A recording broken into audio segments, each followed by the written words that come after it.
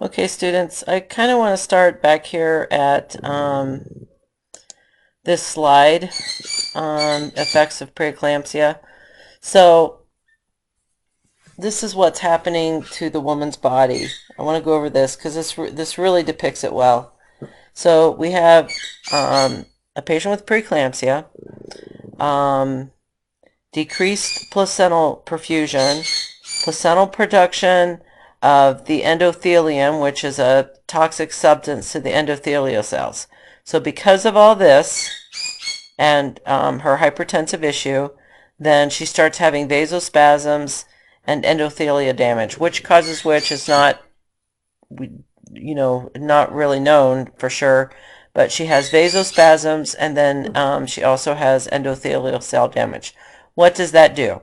When this first block combined um, as an added complication, this increases, she has increased thromboxane production to prostacyclin production. Thromboxane production, oh my goodness, hold on. Thromboxane production causes the pregnant woman, it's a vasoconstrictor, thromboxane. So it increases her problems when it comes to blood pressure and her endothelial situation. And then prostacyclin is a vasodilator, which should decrease her blood pressure, and she has a decreased sensitivity to this prostacyclin. So she has increased sensitivity to thromboxane, and she has a decreased sensitivity to prostacyclin. And then she also has an increased sensitivity to angiotensin II. And if you think back to the renin, aldosterone, angiotensin pathway, angiotensin causes an increase in our blood pressure. So if she has an increased sensitivity to it, it only takes very little exposure to this angiotensin II to cause further elevation in her blood pressure. Okay, so all these things are happening. Then, because of all this stuff, she has fluid shifts from the intravascular to the intracellular space. So because of the endothelial damage and the vasospasms, the endothelial damage, fluid is leaking out from the intravascular or the vessels into the interstitial, which is causing a decreased plasma volume, of course, because it's leaking out. And then she'll have swelling, and then we'll see when we do our preeclamptic labs, which one of those is a CBC, we will see that she has an increased hematocrit. Remember, hematocrit is the percentage of red blood cells to plasma volume. So when you have decreased plasma volume, then you have an increased percentage of red blood cells comparatively, so that hematocrit percentage increases. And then we also have intravascular coagulation. So with this cell damage, we're going to start having a normal response to cell damage, which is coagulation. But because we have systemic endothelial damage, a widespread vessel wall damage, then we're going to have a lot of intravascular coagulation going on. And then we'll see how that uses up our platelets and our clotting factors, okay, which will lead to what we discussed today as well, DIC. And then we also discussed the HELP syndrome, so hemolysis, elevated liver enzymes, and low platelet count. Low platelet count because we have all this platelet aggregation because of this vascular coagulation caused by this endothelial cell damage. Okay, but anyways, we have all these things occurring. We have this occurring. We have these two things occurring. We have these three things occurring. So now we're going to have start developing uteroplacental arterial lesions. So those end arteries that are in the placenta are going to start developing lesions, which means that we're not going to get good gas offered to our fetal side our fetal end arterioles in the placenta. So we're not having that good gas exchange of oxygen and nutrients. So we're going to have intrauterine growth restriction, which means the baby is not growing. We may, because of all these lesions in the placental unit, we might have an abrupto placenta. And then because we're not having good blood flow to our uterus, we might start having increased contractility.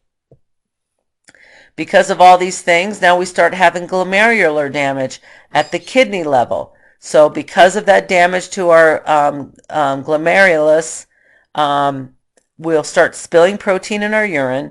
We're going to increase our uric acid production and reabsorption back into serum, back into our bloodstream, as well as creatinine. So we have increased serum uric acid and creatinine. So uric acid is one of the labs that we will do, a serum uric acid in our preeclamptic panel. We'll have oligouria, because oligouria is a decreased production of urine. So if our kidneys aren't filtrating, they're not working properly, they're going to not produce as much urine, so we're going to have oligourin. So that's why we have to keep an eye on her urine output. And then, of course, increase sodium retention because we're not excreting our sodium through urine. Okay? So there's our kidney part. So all the things you do to watch kidney function, your assessments. So that is looking at your urine output. Generalized edema, of course, pregnancy almost is characterized by having generalized edema, but because over here we have this endothelial damage where we're starting to have fluid shifts from the intravascular to the intracellular spaces or the interstitial spaces, then we're going to start having edema. We can see it in the face, the hands, the abdomen, which is kind of hard to tell because she has this big old pregnant abdomen anyway, but we'll see it in the hands and feet and the ankles.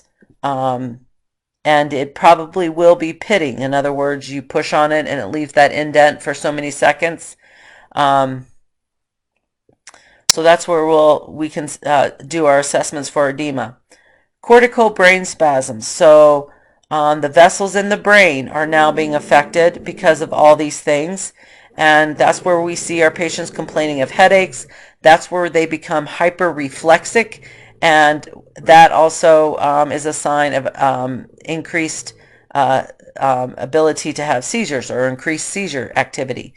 So this is where we want to ask our patients, do you have any headache? And then we check their reflexes for if they're hyperreflexic, and then we check clonus. If the patient has clonus, then that is another sign of hyperreflexia. So add that in here, okay? Pulmonary edema. So we're spilling all this fluid, okay? And not only do we spill it in our interstitial spaces as peripheral edema, we can also spill it in our lungs. And so our patients can be dyspneic. They might have low oxygen saturations. They might be a little short of breath. They might have increased respiratory rate. So we need to listen to their lungs. We need to count their respirations, okay? And do an oxygen saturation. Retinal arteriolar spasms. So the arteries, the little tiny arterioles in the eye could start spasming, and we would see blurred vision and scotoma. So ask your patients about blurred vision or spots or halos in their vision, okay? We have hemolysis of the red blood cells, and so that will decrease our hemoglobin. So when we do our H&H, we're going to see a decreased hemoglobin and an increased hematocrit, okay? And then we may have maternal hyperbilirubinemia because bilirubin is a byproduct of red blood cell breakdown or hemolysis. That is a normal process, But when when the process is abnormal, when we're having too much hemolysis of red blood cells, then mom can have an increased serum bilirubin level, which will make her jaundice. So that's where she would have that yellowish hue to her skin, just like babies. Now, when we start affecting our liver, hepatic microembolies and liver damage, so we have this vascular damage, we have this platelet aggregation, and when we have this at the hepatic level and at the renal level and at the cerebral level and all those things, we have these little microclots or microembolies which cause liver damage. So we ask the patient, do you have any epigastric pain? Are you having any nausea and vomiting, right upper quadrant pain? We will do liver enzymes, AST and ALT specifically, and see if those enzymes are elevated. If those enzymes are elevated, we know we're affecting liver function. Decreased blood glucose and a possible liver rupture, which I've never in my life seen this, but I'm sure it could happen. And we've already talked about the use of using up our platelets because we have all this intravascular coagulation because of this endothelial cell damage. So we're using up all our platelets. We're not able to produce mature and adequate platelets. So we go into these microclots or microembolies, which is a component of DIC. So we're bleeding. We're not able to stop the bleeding, but we have these little microclots at the arterial level that's causing our end organ damage. So this right here sums up what we need to be asking our patients as far as symptoms that they're experiencing and what our assessments need to be focused on. Okay? We've talked about management. So we'll probably put this person on bed rest. Hopefully on the left side will be really good. We'll be doing these serial labs. So we'll be doing a CBC. We'll be doing metabolic panel, liver enzymes, uric acid, and maybe even start doing 24-hour urine proteins to quantify how much protein she is spilling. Okay? And then everything, all the time, everything, we are always monitoring the baby. Okay?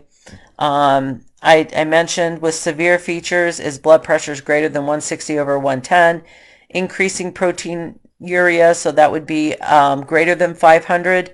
If it's just preeclampsia with mild features, it's 300, above 300.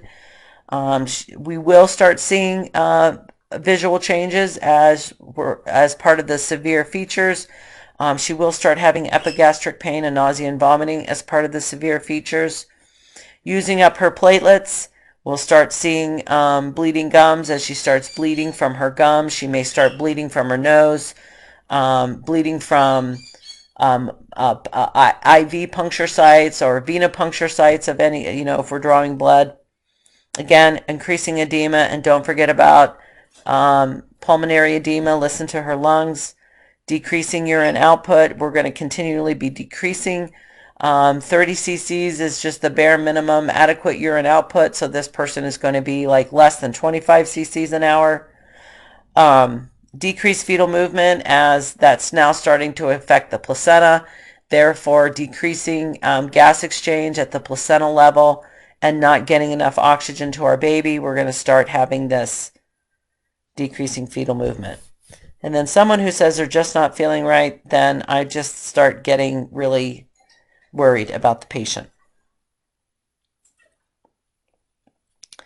So I want to come back up here for management. Yes, diet, but there's really, even if we did a low salt diet, which a lot of hypertensive people are on, that really doesn't affect the preeclamptic patient. So if you look back at the pathophysiology for preeclampsia, salt intake really doesn't help. I mean, it doesn't hurt to have a decreased salt intake, but it doesn't really help the problem at all. Okay? Definitely want to hydrate her because remember, she's losing fluid, intravascular fluid, so we want to keep pumping in the volume. and then on the left side as well. Now we'll start managing her with antihypertensives as her blood pressures start getting up to 160 over 110 and higher. We'll start maybe then giving antihypertensives.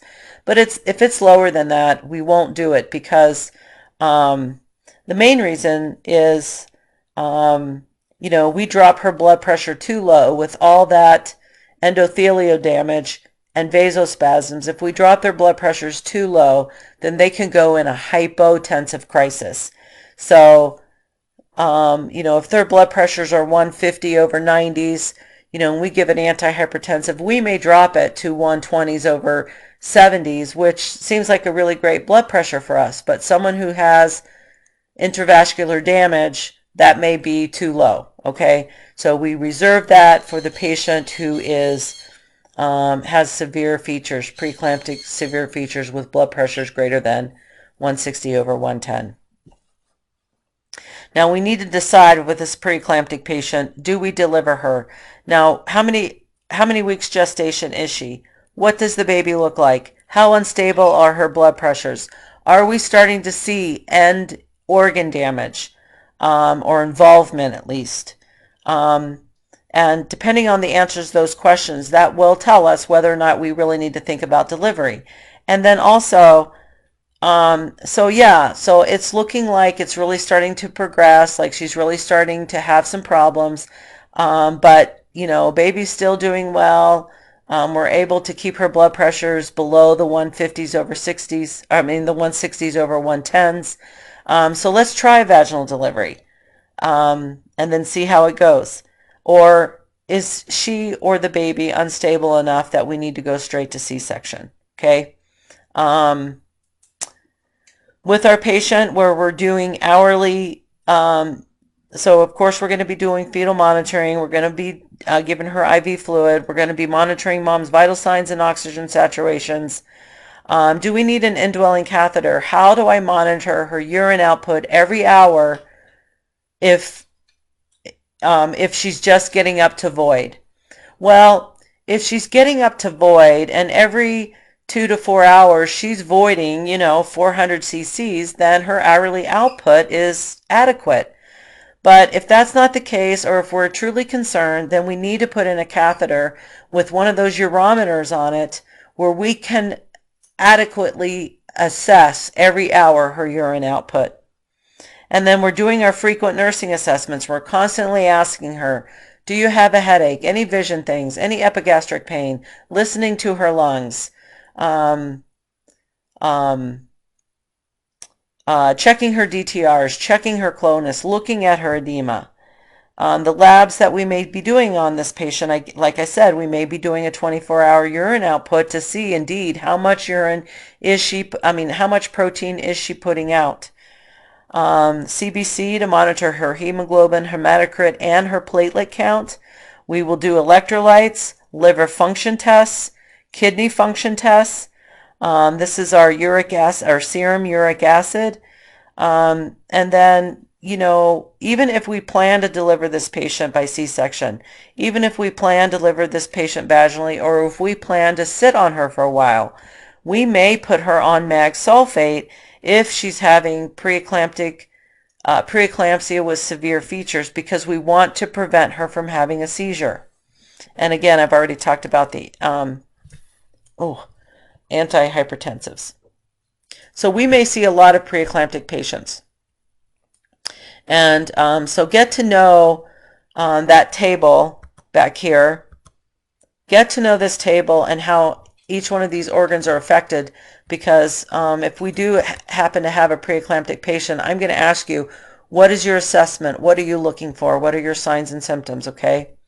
We already talked about mag sulfate, and our therapeutic effect for a pregnant patient with preeclampsia is 4 to 7 milliequivalents. And how, depending on what our assessment changes are, will let us know what our, give us a range of what our serum mag levels are and whether or not we're getting toxic effects.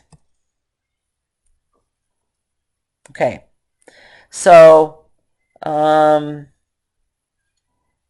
this is kind of a summary of what you'll see with preeclampsia. This is without severe features. So our proteinuria is greater than 300 milligrams, but less than 500, because 500 would tell us she has preeclampsia with severe features. If you did a dipstick urine, it would be +1 on the dipstick. It would be +3 for preeclampsia with severe features. However, if you did a dipstick urine, a dipstick is only a screening. It's not diagnostic. You can't really quantify it, so you have to do this 24-hour protein to be quantifiable and to be diagnostic. Urine output, so we want to assess it. We want at least 30 cc's per hour of urine output. Remember, if you can't measure, if you're not able to assess that adequately enough, then you need to suggest putting in an Intuelli Foley catheter. We're going to monitor her peripheral edema, but do not forget about listening to her lungs for pulmonary edema. We're going to monitor her CNS alterations, okay?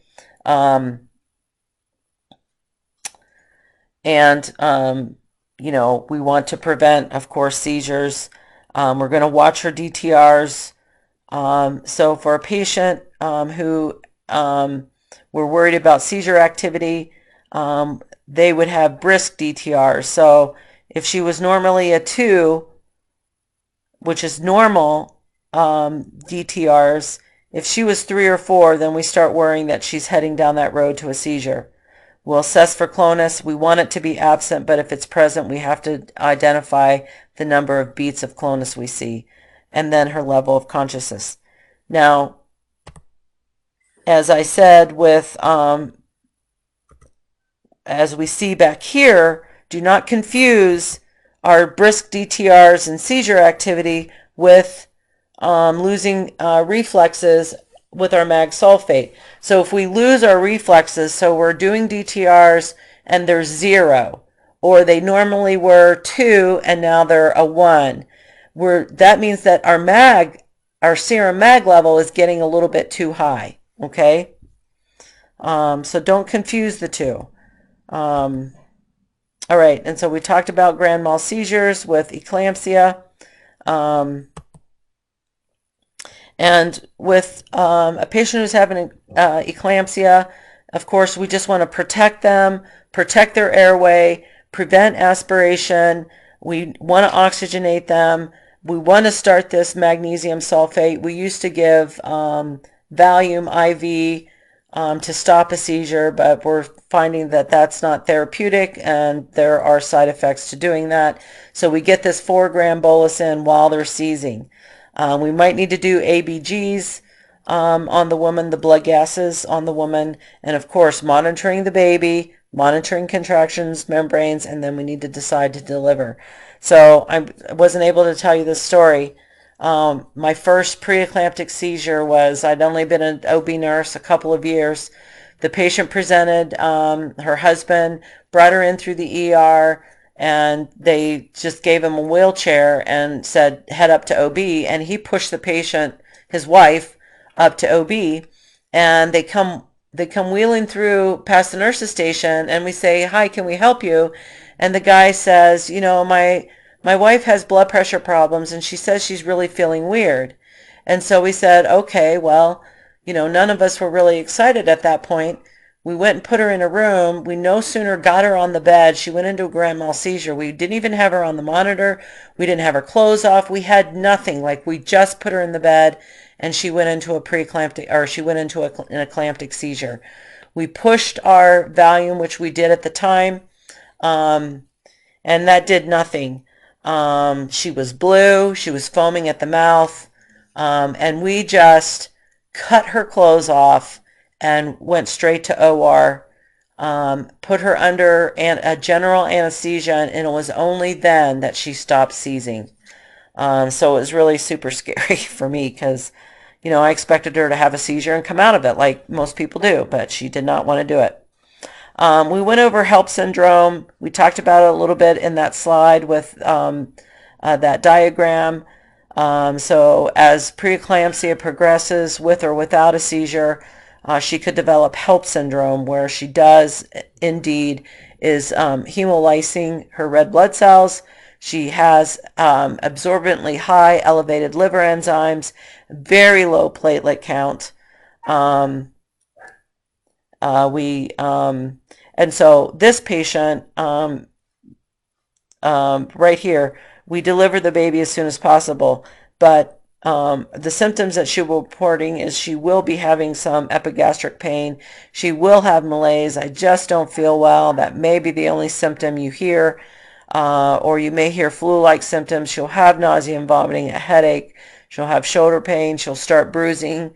She'll start spilling urine in her, or spilling blood in her urine, and she might start bleeding from all different places, her gums, her nose, IV puncture sites, things like that. So this patient does need delivered. There's no question.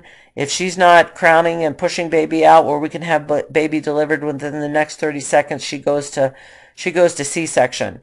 But we do need to improve her platelet count, so she might be getting fresh frozen plasma. She might even be getting red blood cells, depending on her hemolysis state, how much she's lysing.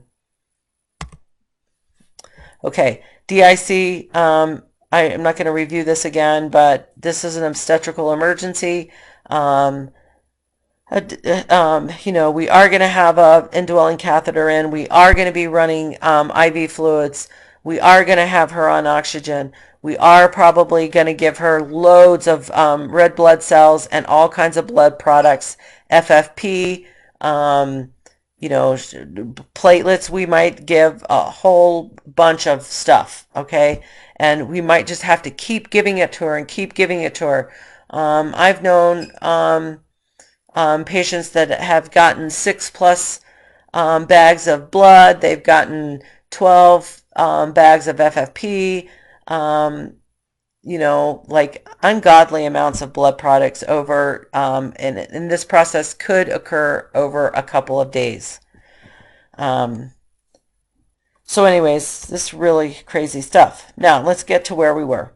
Multiple gestation. So that means 2 or more fetuses in a pregnancy. There is 2 main kinds of pregnancies: fraternal and identical. Fraternal twins are what we call dizygotic. Di meaning 2, zygotic meaning egg. Okay, so 2 eggs, twins. 2 separate eggs were fertilized. That is the same as me and my sister of 2 years older than me. Those twins can be that different. It can be female, male, male, or male, female. These are 2 separate eggs that were fertilized. So the DNA and all the chromosomes and everything that's going on are 2 unique individuals. Okay?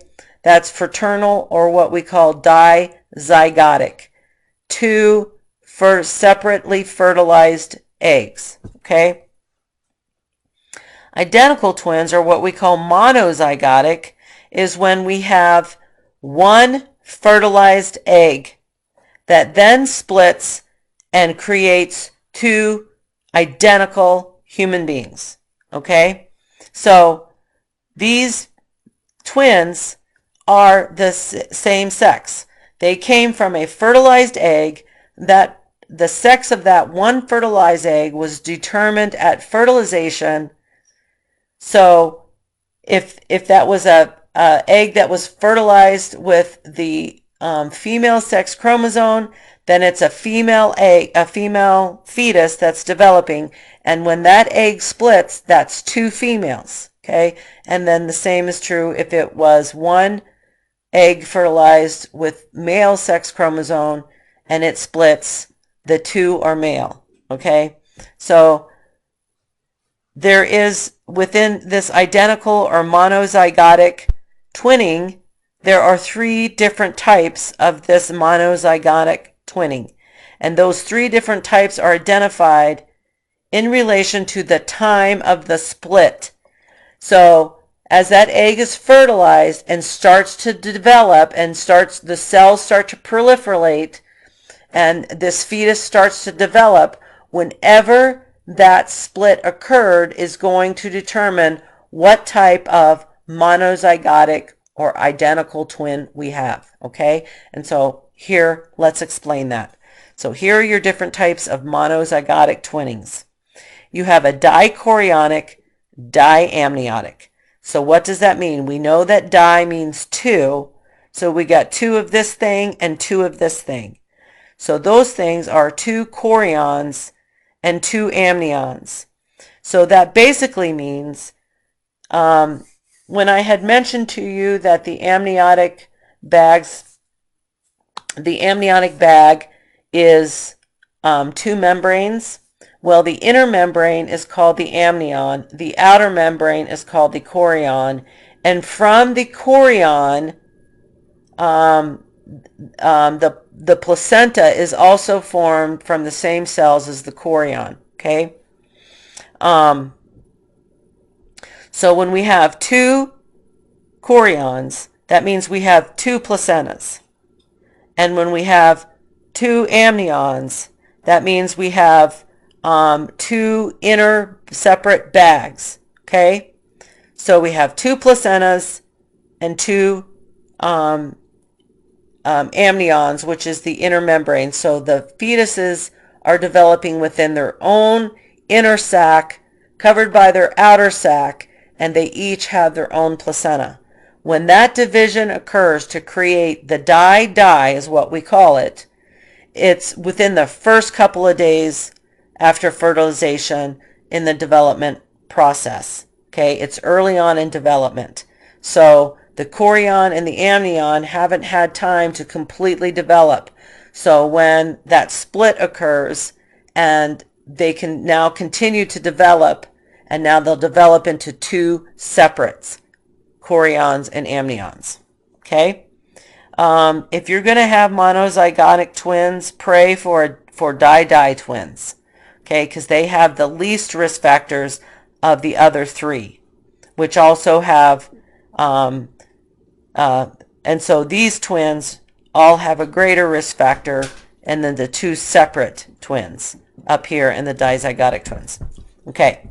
Now, the next one is called a monochorionic diamniotic. So one chorion, which means one placenta, is shared by both the two fetuses in their own separate inner amnionic sacs. Okay? And so this one has a little more risk factors because if two babies are sharing one placenta, then they're dividing up the nutrients from that one placenta. Okay?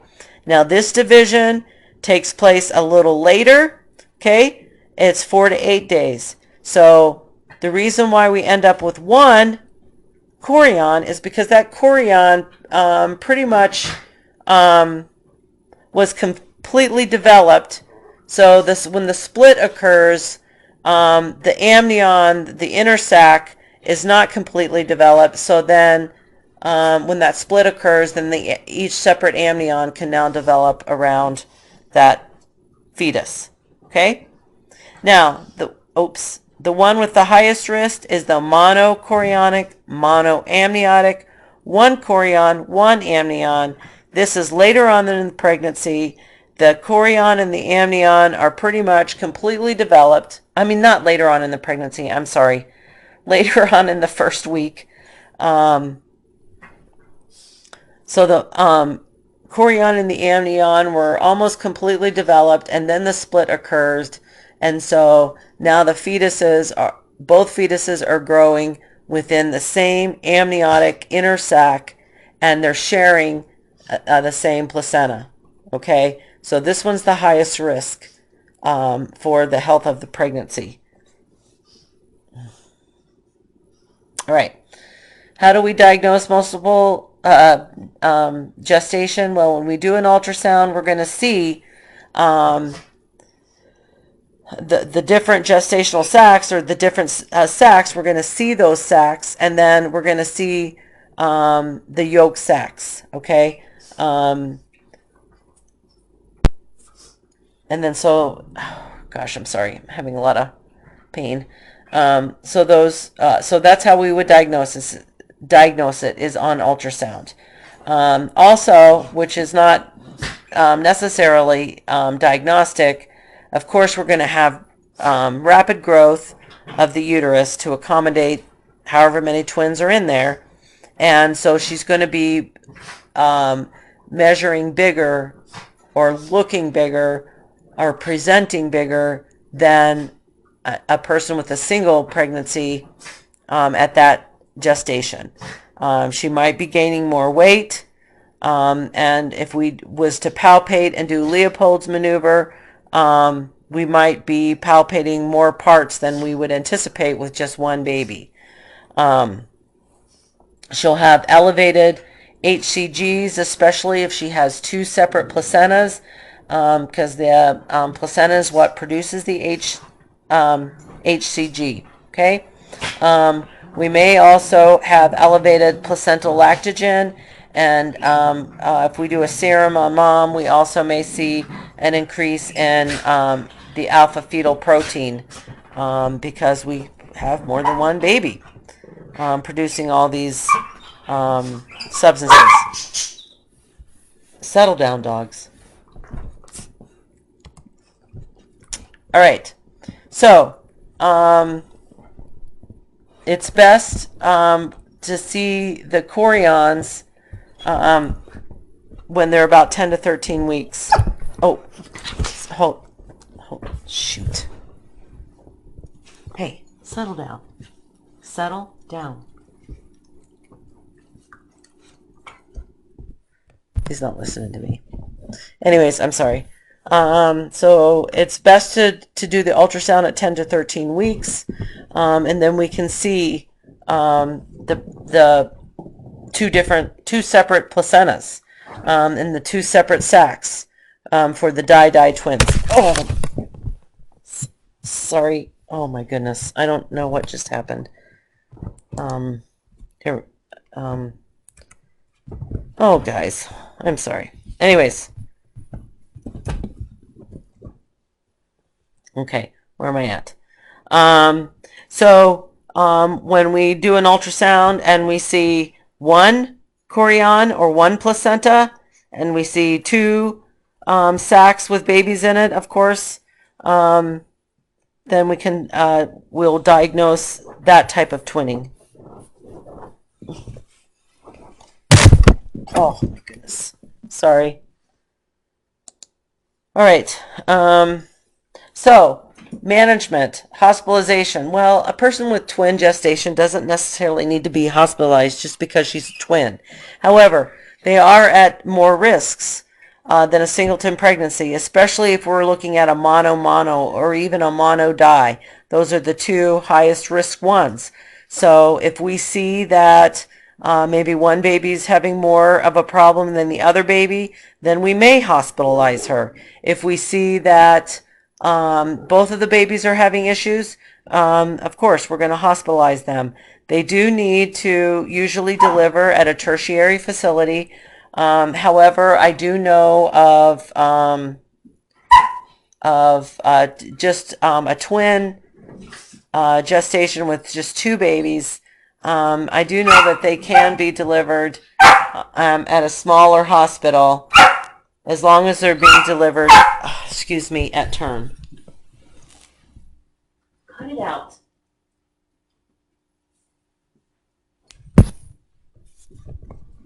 All right. Okay, moving on. If you have any questions about twins, just let me know. We can monitor twins with one monitor.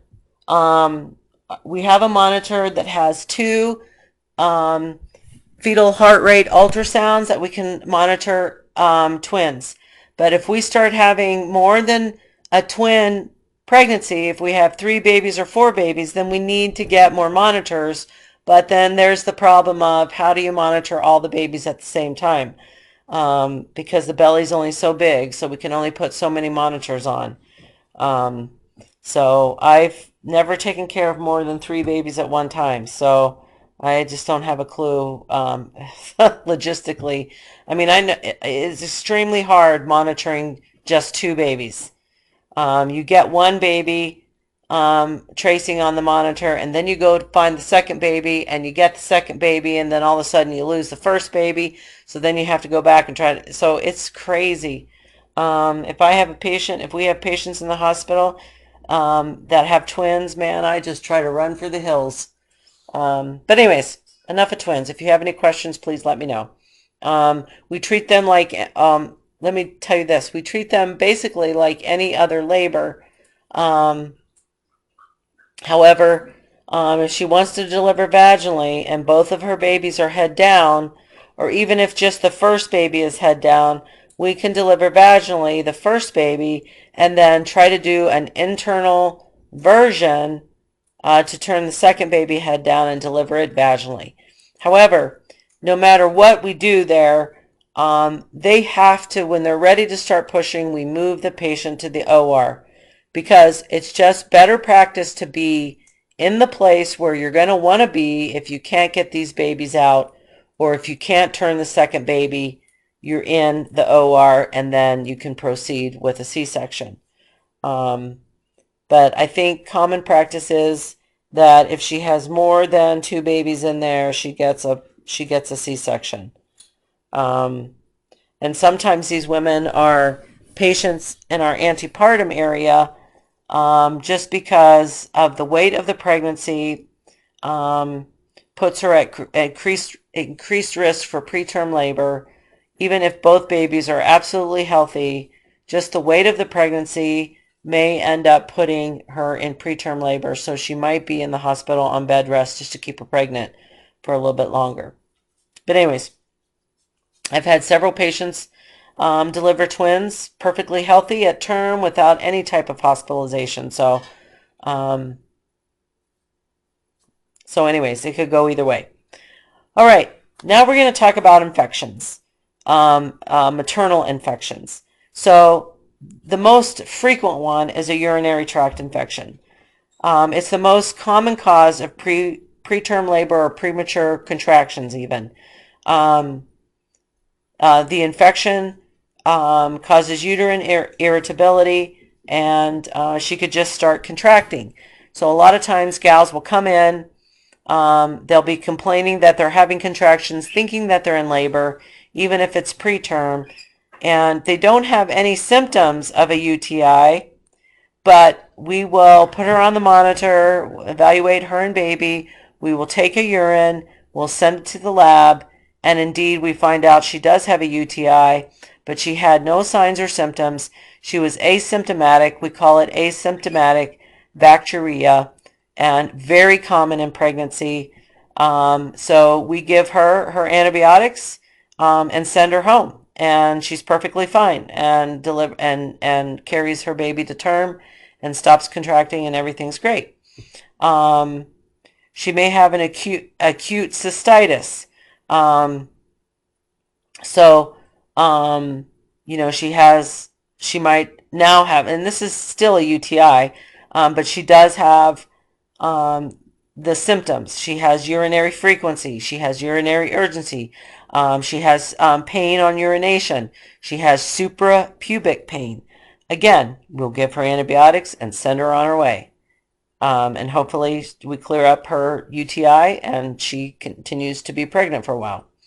Or she might have acute pyelonephritis. So this is infection. This is a urinary tract infection, but it's in the kidney or maybe in the ureters. The patient will have flank pain or CVA tenderness. She may complain of nausea and vomiting. She may not. She will probably definitely have a fever. She may experience chills.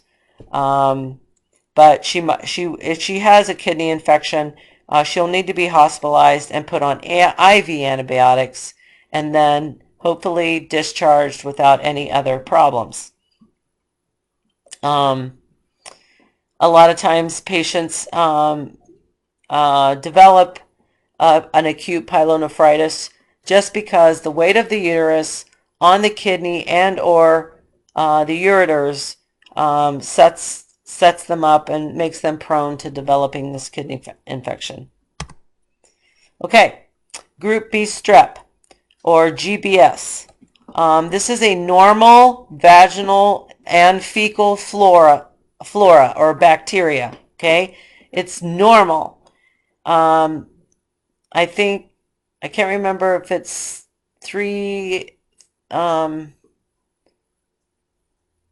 I can't remember what the stats are, but half of us girls in OB class probably have Group B strep, and half of us probably don't. But anyways, it's a really severe infection if baby contracts it. It does nothing to mom. She has no sickness. She's not ill. She's not infectious. She doesn't need treated. It's a normal flora, okay? But we test moms for this GBS somewhere between 35 and 37 weeks. Hopefully in time to get the results back. It's a culture that needs to be done, so it takes 48 hours. Of course, you get your preliminary results in 24. And so we hopefully get those results back before she goes into labor or whatever. If they come back positive, then we treat the woman with penicillin. If she has a penicillin allergy, we treat her with clindamycin. We treat her in labor. So we get this culture at 36 weeks. We mark it in her chart that she's GBS positive. So when she comes into labor, then we know we're going to have to treat her with penicillin or clindamycin. We're not actually treating mom and trying to clear up mom's GBS infection, but we're trying to prevent baby from contracting it. So if they're delivered vaginally, this is a vaginal flora. If she's delivered vaginally, baby can pick this up and then develop a systemic infection. And these can be very, very devastating to babies. So we treat mom with antibiotics. The current standard is that we would like 2 doses minimum given to mom before she delivers. And we would like the last dose to be given within 4 hours of delivery. So if she comes into labor, we start this medication.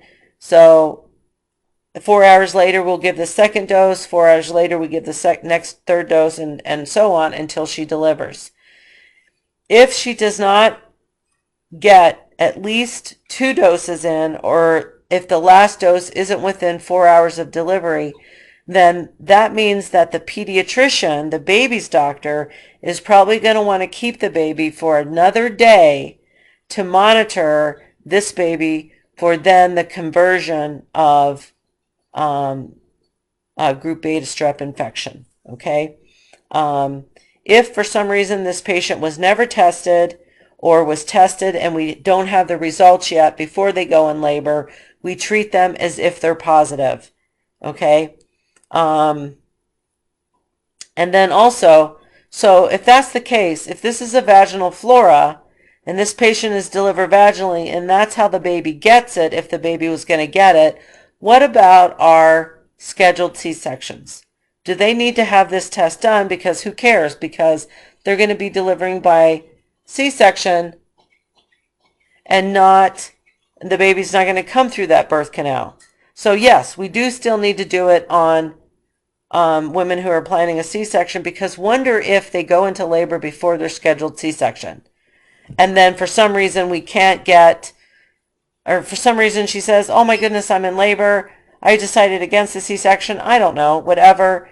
And she ends up delivering vaginally. We need to know the answer to this question so we could treat mom. But if we didn't know the answer to this question, we would just treat mom. Okay? All right, so any questions about that, please let me know. The TORCH, or the TORCH syndrome, it's a mnemonic that stands for toxoplasmosis, other, which is basically hepatitis B, syphilis, and HIV, rubella, cytomegalovirus, and herpes simplex virus. So if you see this table, this will explain the different items of the TORCH, these different types of infections, maternal infections, more specifically. Okay.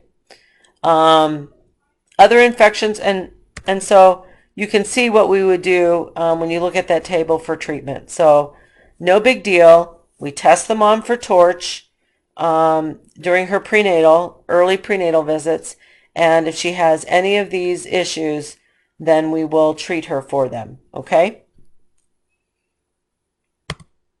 All right. I guess I better go back because, like, for instance, HIV isn't curable.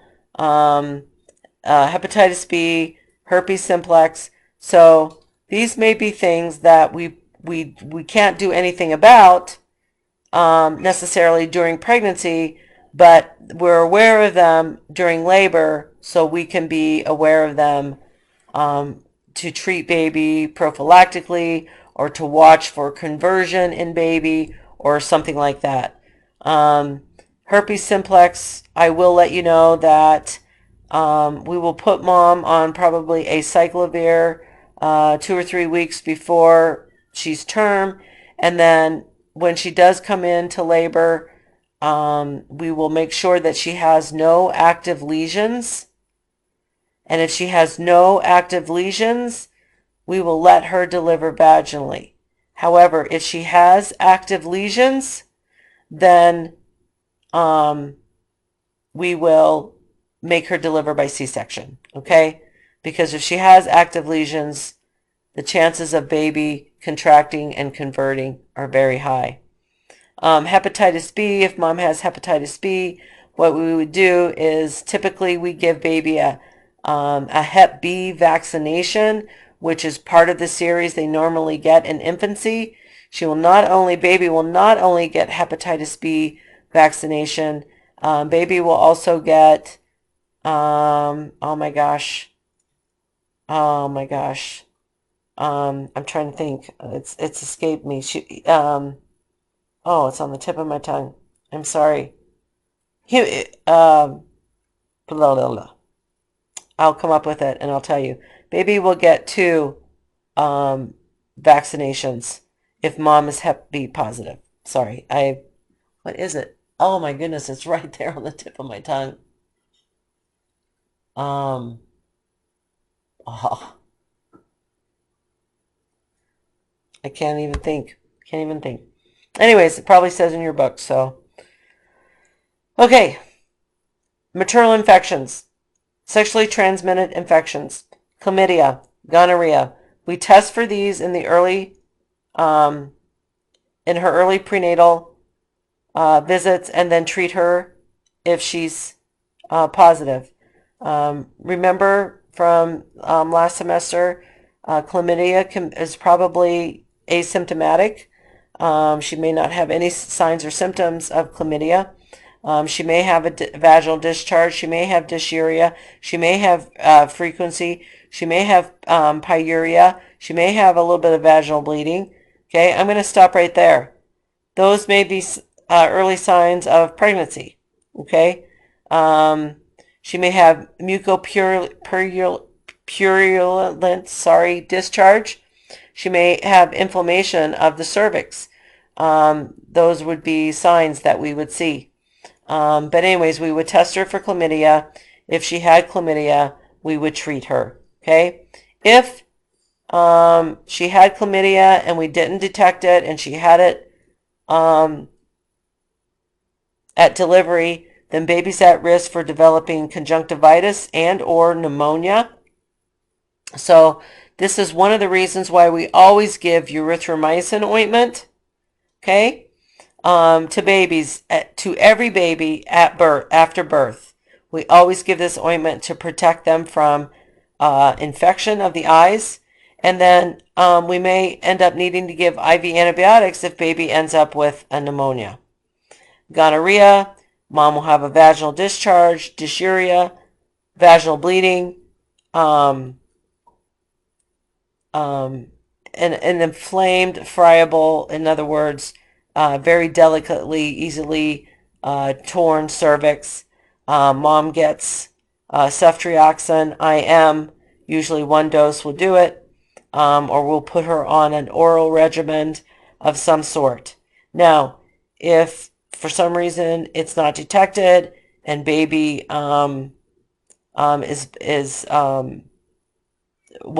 baby may develop a bacteremia. She may develop ophthalmia neonatorum, where it's basically just eye inflammation, and that is another reason why we give the erythromycin ointment to protect baby's eyes from having some sort of response to the gonorrhea. And then if baby has the bacteremia, then we will need to give baby IV antibiotics. Syphilis. If you remember, there's primary, secondary, tertiary infection. Um, uh, I don't know why that's a D. So it could have central nervous system effects, cardiovascular effects on mom, musculoskeletal effects on mom, and mom will need to be treated with penicillin. Okay? If baby ends up, if mom is not treated, baby could end up developing infection in utero that may cause a loss of the pregnancy. If baby is born that has converted a syphilis infection, she can have rhinitis. She can have these rashes on her hands and feet, osteochondritis, perichondritis. Baby can have all these issues. Please don't make me pronounce that word. It seems so easy to pronounce. We know it's hepatosplenomegaly. Ha! Did it. Just break it down. Anyways, baby can have all these problems. So we treat baby with antibiotics, and then hopefully baby will be fine after that. HPV, human papillomavirus. We all know that's the wart disease, primary cause of cervical cancers. Sorry. So we can treat those cancers. We can treat those warts with these different medications, or cryotherapy, or surgical removal. But HPV transmission to the baby is very low. So, they can, mom can have HPV, but her transmission to the baby, from maternal blood, transmission from maternal blood to the baby is very low. So baby should be okay, but we might want to watch baby definitely for sure after that for a while. HIV and AIDS. So if mom has HIV and AIDS, we will treat mom with antiretrovirals. There's a new drug out that I just heard about a couple of weeks ago. I should have wrote it down, that they're treating mom with. Anyways, this is not, of course, to cure mom of HIV or AIDS. This is to lower her, the possibility of transmission to the baby, and it's to lower mom's viral load of HIV to less than 100 copies per ml. And if we can get mom's load lowered enough, then we can decrease the risk of transmission to the baby to less than 2%. Where did I go? Okay. So we'll put mom on antiretroviral therapy to decrease her viral load, and hopes to decrease transmission to baby. However, transmission may happen. The more mom has of the more of mom's active virus, the more at risk for baby there is. It crosses the placenta, so it can happen, of course, in utero. It can happen, with rupture of membranes and possible serum transfusion, and it can happen through the breast milk. Okay. Now, if baby did end up converting, then they would put baby on a prophylactic, not a prophylactic. They would put baby on an antiretroviral to decrease the chances of baby. Okay, no, wait, I said that wrong. So if baby was exposed, they can give baby medication to decrease the risk of baby converting. Okay. Anyways, infections. Oh, and the other thing I wanted to say about that is if mom, now some pediatricians, if mom's viral load is very low, some pediatricians will let moms breastfeed, some will not. So the general rule is no breastfeeding, I guess. And then it's based on maternal and fetal, I'm sorry, maternal and the mom and the pediatrician's decision. Okay, about breastfeeding. All right. Tuberculosis, if you remember, tuberculosis is a respiratory tract issue for mom. Um, it can also lead to infection, fetal infection. So I put not malformation, so it doesn't cause any fetal anomalies as far as development, physical development, but baby could could develop a tuberculosis infection. Spreads through the placenta.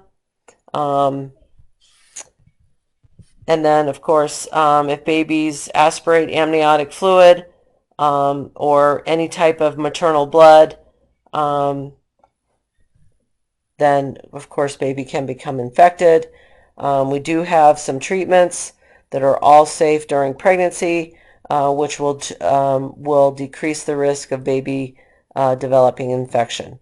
And breastfeeding is not contraindicated. So tuberculin infection does not cross into the breast milk. All right. Now, systemic lupus, hemoglobinopathies,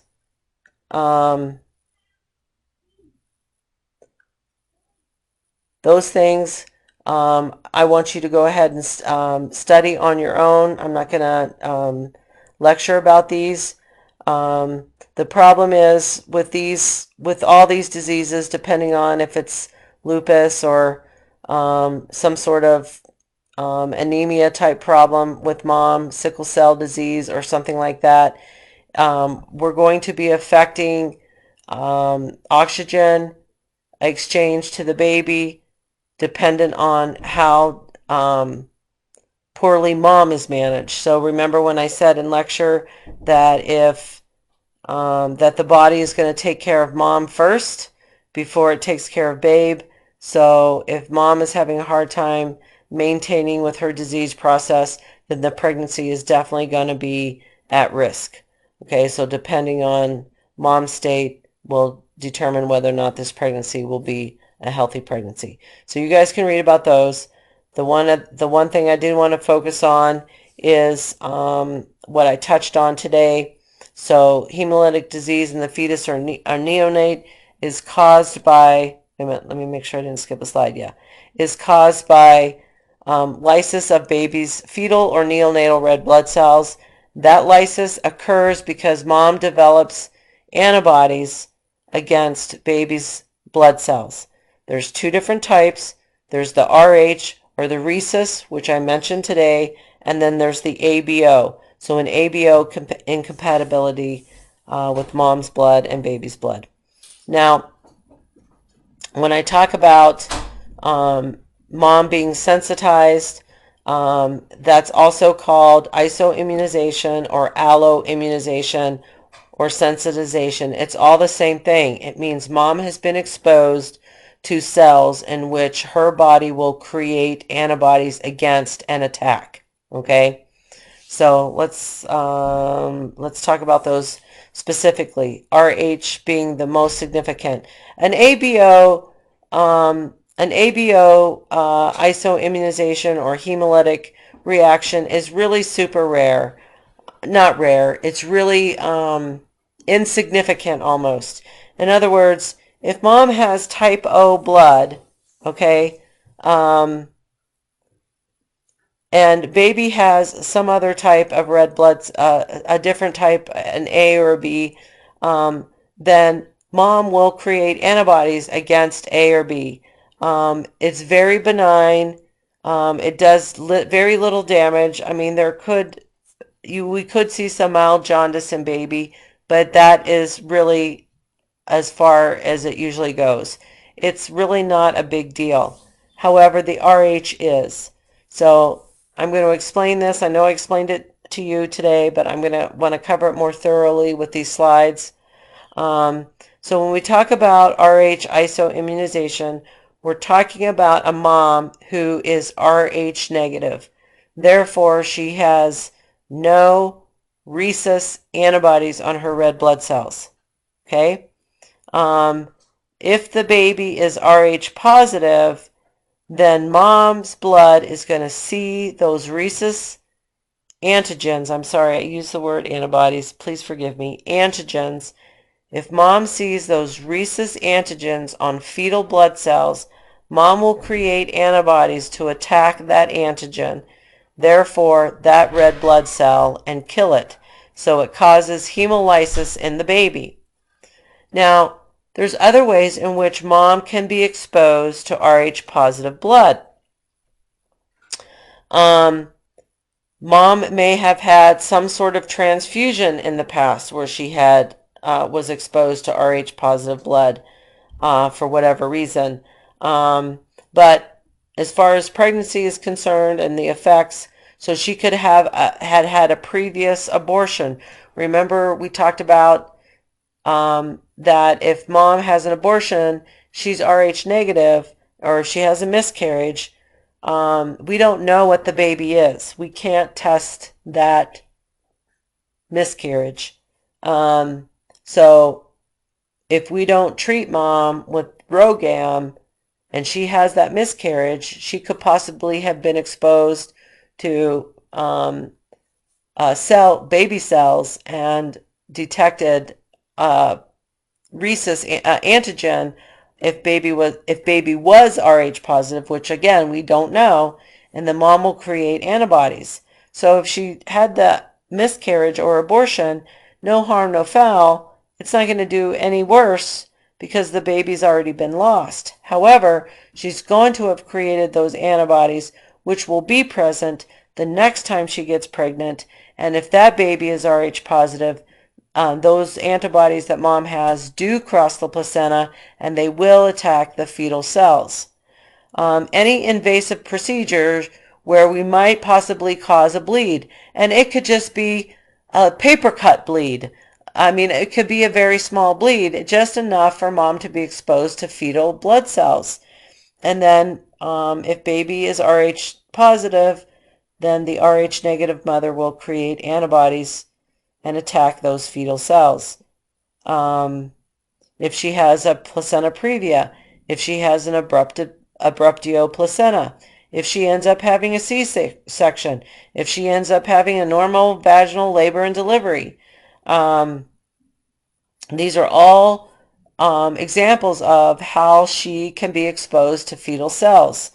And if mom is Rh negative and baby is Rh positive, and we do not treat mom, then she will become sensitized, which means she will create antibodies. All right.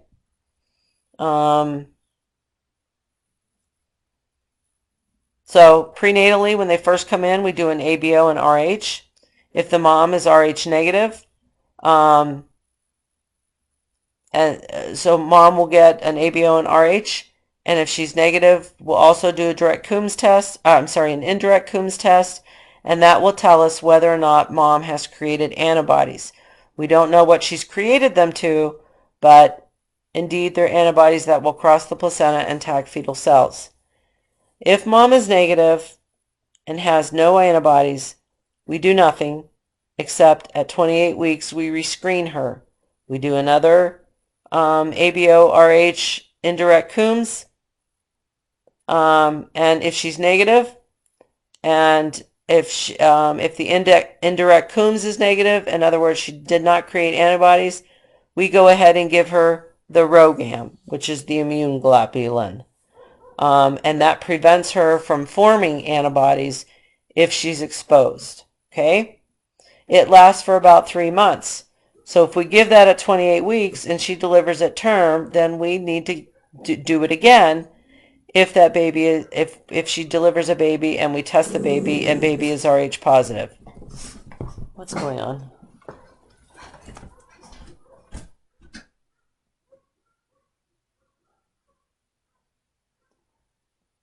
All right. Anyway, sorry.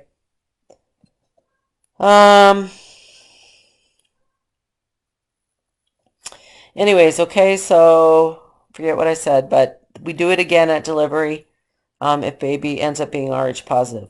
If baby ends up being Rh negative, then we don't need to do anything. Okay. Now, when we test baby at delivery, if the baby is Rh positive, then they also do a Kleihauer-Becky test, a Kleihauer-Becky test, to try to estimate the number of fetal red blood cells in the maternal circulation.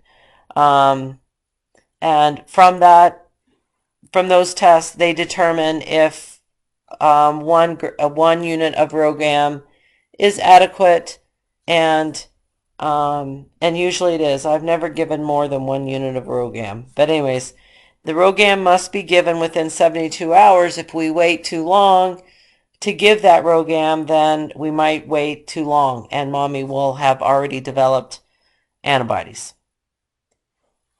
All right. We've already talked about the Rh negative mom getting an indirect Coombs test, and that detects whether or not she's created antibodies. If she has created antibodies, now when we do this when we do this on her first prenatal visit or at 28 weeks, if she is positive, that means she's already created antibodies, she's already been exposed, she's already been sensitized. There's nothing we can do. We can't give RhoGAM. It's not going to prevent her from developing antibodies. It's because she's already developed them. It's not going to do us any good. So what we end up doing is we really end up monitoring this pregnancy very closely. We can end up doing an amniocentesis test. So that's when we stick a needle into the uterus and pull off amniotic fluid. And we look at what's called the optical density of the amniotic fluid. The more dense, okay, I'm sorry, let me say this. The lower the density, the less bilirubin that is circulating in the amniotic fluid. So if there's less bilirubin, that means there's very little hemolysis going on. So that is a way for us to say that the baby is probably doing okay. The baby's red blood cells are not being hemolyzed by mom's antibodies. Baby is doing okay.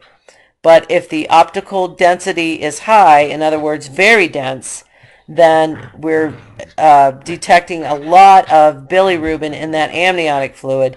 Then we know that baby is experiencing a lot of hemolysis and baby is in a lot of jeopardy. Okay?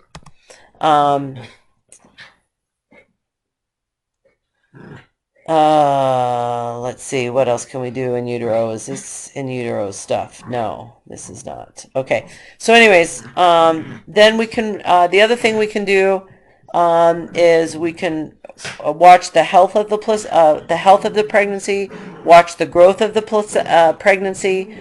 We can start doing NSTs, testing surveillance on fetal well-being.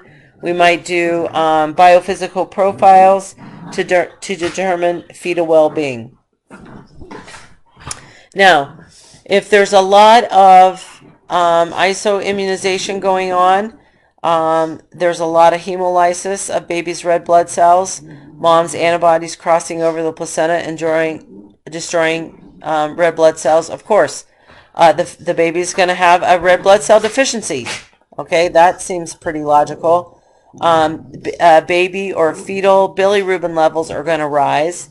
We do not want elevated bilirubin levels. Dogs, please settle down.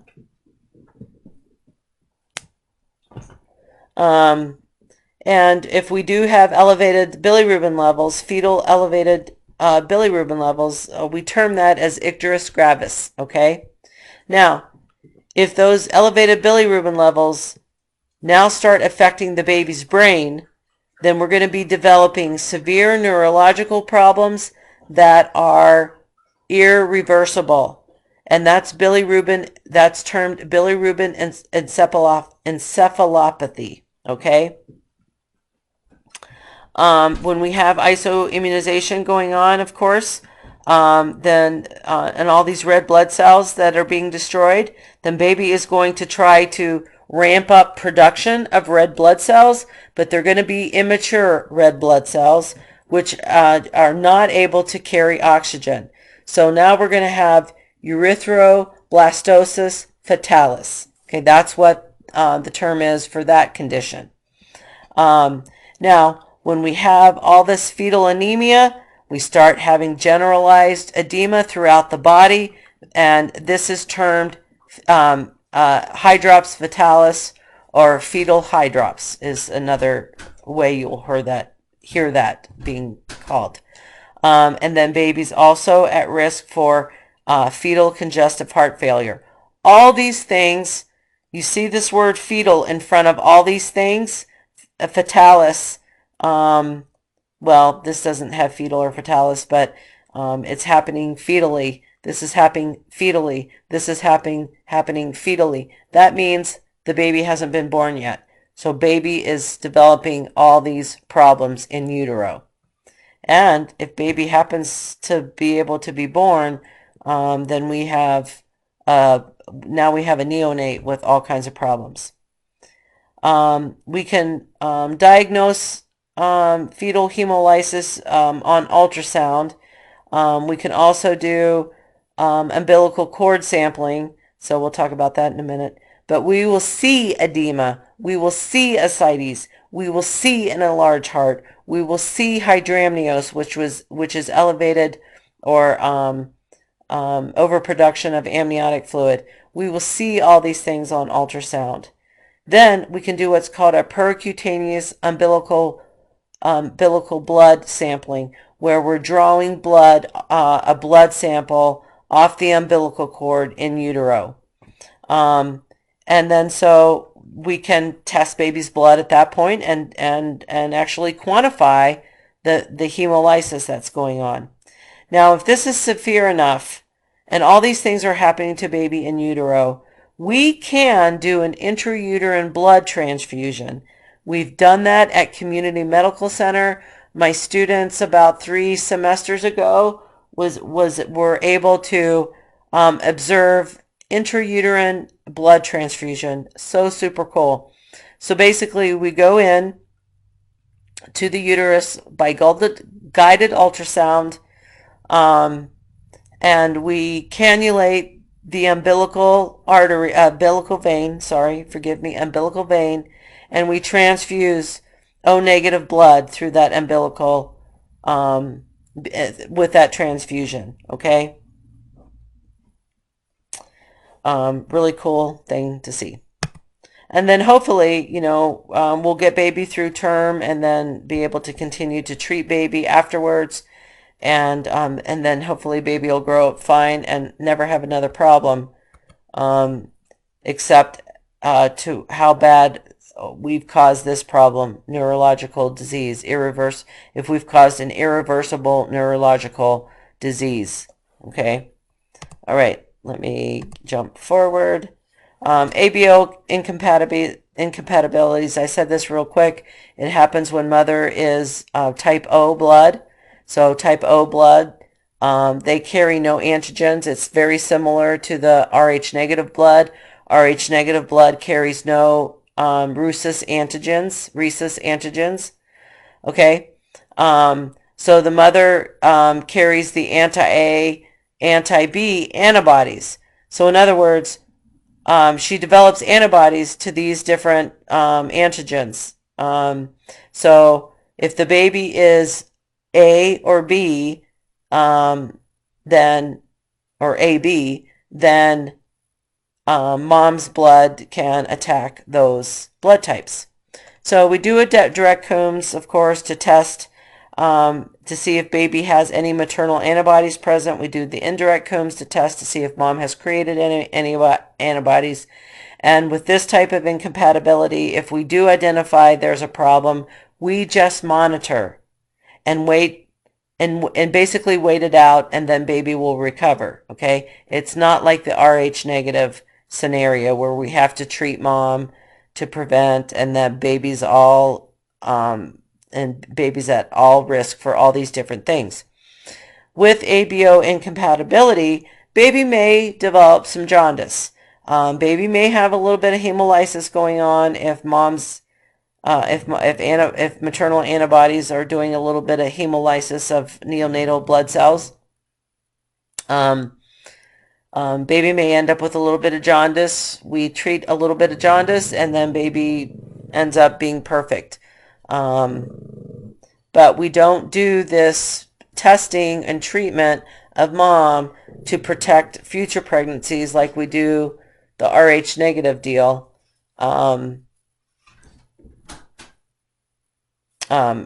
in mothers. So it's a very benign incompatibility that really doesn't raise any hairs on anybody's neck. So, but I do just mention it. Oh, what the heck. All right, so I'm not going to go through these slides. These are maternal complications. If mom has pneumonia, if mom has asthma, if mom has cystic fibrosis, then of course the pregnancy is going to be at risk. If mom's having some sort of respiratory issues, then yes, she's not able to get enough oxygen to herself. She won't be able to get enough oxygen to baby. The pregnancy is at risk. So I'm going to let you guys review those slides. Oh my goodness. Heart disease. So there's a whole paragraph here of all different kinds of heart disease moms can have. Now this classification system is kind of important. This classifies her heart disease. Class 1, Class 2, Class 3, Class 4. Now if she is Class 1 and Class 2, you know, her heart disease is not that bad. Class 2, she may have a little bit of symptoms with heavy exertion activity, but generally Class 1, Class 2, they do well throughout pregnancy. Oh my gosh, my dogs are attacking people in the yard. Anyways, hold on. I'm sorry. I can't allow this. Hold on.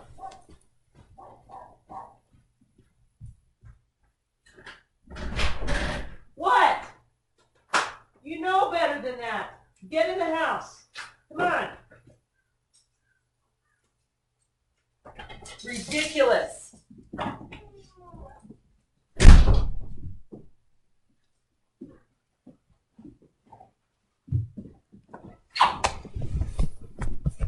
All right.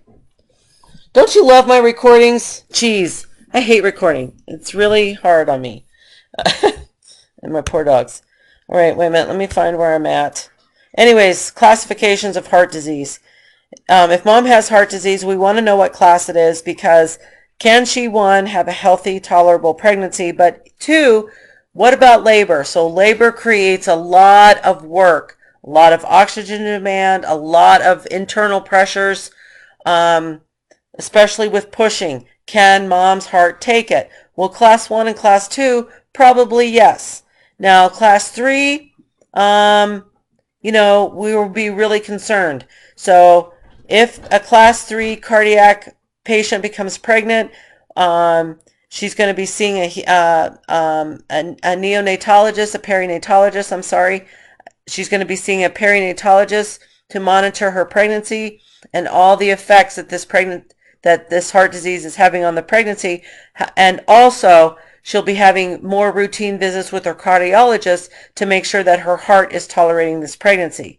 Now, when it comes to labor and delivery, now we're starting to get worried about putting this class 3 and class 4 cardiac disease woman through a labor and then also through pushing. Now, we may be able, especially if this woman has a really strong epidural, and we do a lot of coaching with pushing, we may be able to get a vaginal delivery. However, this class 4 cardiac patient, this person should be counseled to not even get pregnant, because this says severe risks in pregnancy. Well, not only for the pregnancy, but for the woman. The woman's cardiac status may not even be able to handle the normal physiological changes that occur with pregnancy, and one of them is a way increased blood volume, 30 to 50%. And, this could put a very sick heart over the edge. So this is a really huge concern. A woman with heart disease. Oh my goodness. You know how I love this. Anyways, so of course, if she is a person with heart disease and we are continuing with the pregnancy and labor and birth, we're going to be doing lots of prenatal surveillance, a lot of fetal well-being surveillance. There's going to be a lot of collaboration with a nutritionist, stress management, a neonatologist, a lot of education for mom. We're going to be doing a lot of management with her in labor, so this woman can't take all the IV fluids that we give in a normal labor. Now just listen, a pregnant patient's blood volume is increased by 30 to 50% just normally. And can the woman's cardiac status handle that? Well, then on top of that, we're putting in all this fluid that we normally do during the labor process as it is. Pitocin being one of them that causes, we give very small volumes of Pitocin, but it causes a woman to retain fluid. So is that going to be a problem for her as well? So IV fluid administration, a very critical use of caution when giving IV fluids. We might even do invasive hemodynamic monitoring. Okay, so she may have one of those Swan-Ganz central line catheters or something where we're doing, I've never taken care of a patient like that. I do know a place in Atlanta. I can't remember the name of the facility, and I'm sure there's other facilities around the states, but I went to a seminar where there were OB people talking about the facility that they worked at, and they had an OB unit in their facility, but then they had an OB ICU unit where they monitored pregnant patients and laboring patients with severe cardiac disease, and other diseases as well, but severe cardiac disease were monitored. The lab values for a pregnant patient, especially one that is as sick as a person with cardiac disease, are so different from an adult non-pregnant patient's lab values. So, some of these patients are put on digoxin drips. And when they're looking at all these lab figures and all these hemodynamic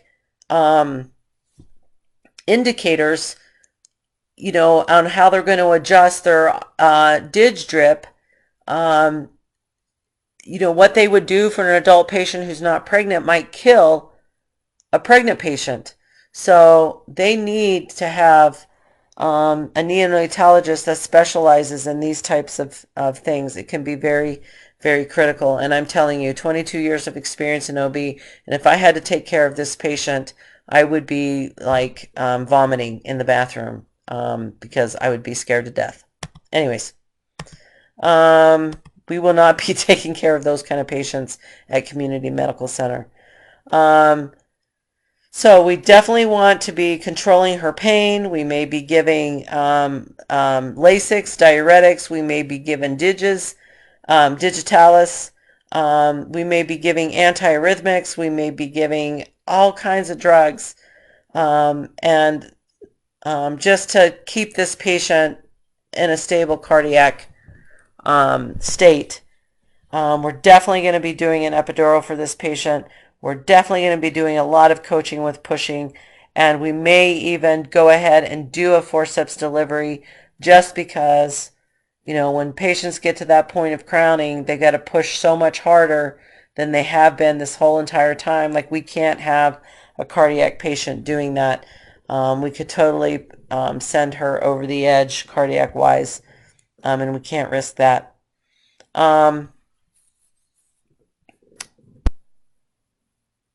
Let's see. Peripartum cardiomyopathy. This is pretty rare. You might not ever see this. I've seen it once in my OB career, and it was my friend who developed this, and she was also a nurse, and she almost died from this postpartum. As a matter of fact, she came in labor. She labored for several days. I can't really recall if she ever even got to 10 centimeters. But anyways, we ended up doing a C-section. Everything went well. It was a C-section not for a sick, bad baby, but it was either a dysfunctional labor or I don't know. She petered out. I don't know. I can't remember what happened, but we did a C-section. It was not stat. It was not emergent. It was just because it just wasn't going to happen vaginally. So we did a C-section. C-section went well. She was in the hospital for another 3 or 4 days. So total, I think she was in the hospital for like 6 days from the time she came into labor until we discharged her. Maybe it was even 7 days. But anyways, we discharged her. The night we discharged her, she developed this peripartum cardiomyopathy, and she lived out of town 30 minutes from the hospital, and she about near died. But the time she got into the hospital, she was in severe pulmonary edema and congestive heart failure. Oh my goodness, I hate this. Okay, so anyways, she ended up recovering. Everything was fine with her and the baby, but she was counseled to never be pregnant again. Because it could very well kill her. And she didn't. And she had one child, and she spoiled the heck out of him. But he's a lovely, lovely man. I love him. Okay. Diabetes and pregnancy. Oh, my gosh. Oh, okay. Oh, my gosh. I'm insane. All right. Diabetes mellitus, so overt diabetes. In other words, this patient is diabetic. It has nothing to do with her being pregnant. So those people can become pregnant. Or we have patients who are not diabetic and they develop gestational diabetes during pregnancy, and it's because of a state of impairment, carbohydrate metabolism impairment during pregnancy. Okay, it develops later in pregnancy, not in the first part of pregnancy. So when we test for gestational diabetes, we don't test for it until later in pregnancy. Usually, most often, if a woman develops gestational diabetes, she is able to manage it usually with diet and exercise. Sometimes we might give oral medications, and sometimes she may also be on insulin. But it just depends on her particular situation. So we'll just have to continue, always be monitoring her to see which we need to do. Now, if someone develops gestational diabetes, they're at risk for having gestational diabetes with subsequent pregnancies, and they're also at risk for developing diabetes mellitus later in life sometime. Okay? Oh my goodness. Oh, wow, that made it happen quicker. Okay, so here is the pathophysiology that's going on. Okay, so early in pregnancy, the developing fetus and the hormone production from the placenta changes the way pregnant women metabolize carbohydrates, fats, and proteins. Okay? And so during the first part of pregnancy, which the metabolism this change is called the anabolic phase. In the last part of pregnancy, it's called the catabolic phase. So in the first part of pregnancy, a woman increases the storage of fat and protein, and is able to use her fat and protein that she's developed or stored for energy use. Okay? Now, in the second part of pregnancy, the catabolic phase, the breakdown of protein and fat, and this, instead of it being stored, it increases, along with an increased insulin resistance caused by the hormone production at that time, is what sets these women up for increased blood glucose levels. Okay, so she has an insulin resistance. She has a breakdown of her protein and fat, which does not go into storage. It stays in the serum. And then with all the other placental hormones, this increases her blood glucose levels. And then so therefore, that's when she's diagnosed with gestational diabetes. Now, the blood glucose that mom has, all her serum glucose, it crosses the placenta. Okay, so from however high the maternal serum glucose is, that's high the fetal glucose is, serum glucose is. But maternal insulin does not cross the placenta. So the baby has to produce their own insulin to deal with the glucose levels that are passed on from mom. All right, so that insulin does what it does. And it causes what we call macrosomia, or large babies, big, fat, beefy babies. That's macrosomia. But also an increase in blood glucose levels in the fetus causes a decrease in pulmonary surfactant production.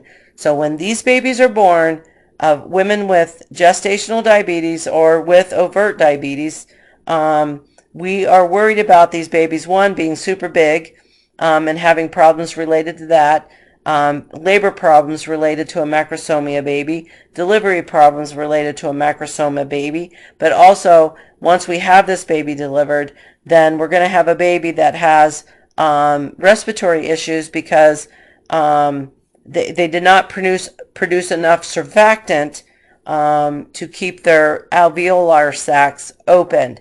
And then, in addition to all those things with baby, we have a baby that's used to getting this huge load of glucose from mom. And baby's born, and we cut the umbilical cord. Baby is not getting the glucose anymore from mom, but baby has this hyperinsulinemia that they have been having in order to deal with these high glucose levels. So now baby has this high insulin and no more sugar to take care of. So now we're worried about these babies, these big, fat, beefy babies, now having hypoglycemia because they have too much insulin and they have no more sugar coming from mom. So their blood sugar plummets. So then we need to deal with those issues. But we'll talk more about those when we talk about, when we talk about, when we have our lectures about babies. So ketoacidosis in pregnancy, of course, is the accumulation of ketones in the blood from being hyperglycemic. It leads to metabolic acidosis and all kinds of problems with mom. These can occur in pregnancy. Hyperglycemia or elevated blood sugars are any blood sugars over 200, which is way lower than it is in the normal non-pregnant adult. So we require super strict control of mom's blood glucose level, because she can go into ketoacidosis at very low blood sugar levels. So anyways, if this does occur, then she has to be hospitalized. We have to put her on IV hydration and an insulin drip until we get those glucose levels under control. All right. Okay. Oh my goodness. So when we screen women, like I said, we don't screen until about 24 to 28 weeks, because in the first part of pregnancy, mom's using a lot of her glucose. She's using a lot of her fat for fatty acids for energy and all that kind of stuff. So her glucose levels stay pretty normal. She doesn't have this insulin resistance because of the hormones at this point. There's not enough hormones to cause that, so her blood glucose levels stay normal. But now here in the second part of pregnancy, where she's starting to have insulin resistance, she's starting to have high glucose levels, this is when we're going to test her for gestational diabetes. All pregnant women are tested at 24 to 28 weeks. If you have a patient before 24 to 28 weeks that comes into your practice and they have a they're high risk for diabetes, then we'll start this screening earlier. But in general, oh, babies. In general, we do this screening about 24, 26 weeks. Come on up. Poor thing. Come on. Anyways, so the test that we can do, there's a glucose challenge test, or a glucola screening. And remember, this is a screening, so we do a 50-gram oral glucose solution, and then we have the woman drink a 50-gram oral glucose solution, and then we check her blood sugar 1 hour later. If her blood sugar is less than 130, then she's okay. But if her glucose levels at 1 hour is greater than 130, then she has to move on to the 3-hour oral glucose tolerance test. Okay? Now, the 3-hour oral glucose tolerance test is a 100-gram glucose solution that she has to drink. She has to drink this fasting, and then she has to have a fasting blood sugar drawn, and then she drinks this solution, and then she's tested at 1 hour intervals for 3 hours. If 2 of those testings are elevated, then she is diagnosed with gestational diabetes. Now, here are your parameters for the results. We want her fasting blood sugar to be less than 95, okay? Now, she drinks the oral glucose solution, and then 1 hour later, we want her blood sugar to be less than 180. 2 hours later, we want her blood sugar to be less than 155, and 3 hours later, we want her glucose to be less than 140. If 2 of those are above those parameters, then she's diagnosed with gestational diabetes. Okay, so of course we're going to have a collaborative management style approach to taking care of this woman. Of course, she's going to see her OB doctor. She may see an internist or an endocrinologist to manage her blood sugars if she needs to be on insulins or something like that. If your obstetrician does not feel competent in deciding what kind of insulin, or not what kind, but her insulin doses, then she'll be seeing an internist or an endocrinologist. She'll be seeing a diabetes educator. Basically, this person will, of course, educate them about diabetes, but also on their diet. She'll probably see a neonatologist. A neonatologist is someone who's going to manage the baby after delivery. She may see a perinatologist, someone who will manage her during pregnancy, a dietitian. She may see a dietitian on proper foods and stuff like that. And of course, the nurse is involved in everything, so the nurse will be there as well. We'll teach her how to do home glucose monitoring. She may be doing it, doing fastings. She may be doing before bedtimes. She may be doing before meals, but a lot of times they will do after meals, 2 hours after meals, or 2 hours postprandial. We want a pregnant patient's 2-hour postprandial to be less than 120. If she cannot maintain postprandials less than 120, then she's going to need to be on some sort of oral or insulin to manage her diabetes. If we can't adjust her diet, if physical activity doesn't do it, then she'll need to be on medication. Of course, we're going to do ongoing maternal and fetal surveillance or appointments to test the health of the pregnancy, the health of the baby. There might be all kinds of different tests that we can be doing on a weekly, bi-weekly basis. Now, if we do end up putting her on insulins or oral medications, we do not give oral hypoglycemics to pregnant women because those cross the placenta. But she could be on a sulfonylurea. So glyburide is usually the drug of choice that we use because it does not cross the placenta. Now, she may be on insulin. She may be on sub-Q insulins. She may be on insulin pumps. Of course, we use insulin pens now. She can be using a short and or rapid acting as needed. So depending on if the obstetrician feels competent enough to monitor her doses and recommend her regimen, then that's great. Otherwise, she'll either be with an internist, an endocrinologist, or a perinatologist to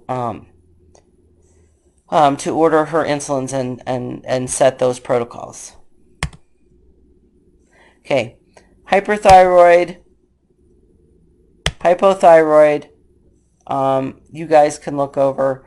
I do want to talk about venous thrombosis and pulmonary embolisms. So pregnancy is a hypercoagulable state. Okay, we have increased blood volume, we have increased coagulability, we have increased venous stasis, risk for going on in pregnancy. So that puts them at risk for developing blood clots in their lower extremities. And if they have blood clots, then they're at risk for pulmonary embolisms. Okay, so we want to educate our patients on the signs and symptoms. They may start having some swelling in the lower extremities. They might have swelling in one leg and not the other. They might have redness to an extremity. They might have pain on palpation or just pain in that lower extremity. Those are all signs of a clot. We would have to do usually have to do a Doppler ultrasound to diagnose a clot, or she may have to have a ventilation perfusion or a VQ scan to diagnose if she's had a pulmonary embolism. Now, if these patients do develop a clot or at extremely higher risk for developing clot, they may be on a Lovenox maintenance treatment during pregnancy. During labor, she'll be probably on a heparin drip, and then after delivery, then she'll go back on her Lovenox. We're going to put her on bed rest with elevation of her lower extremities, apply warm, moist heat to her lower extremities.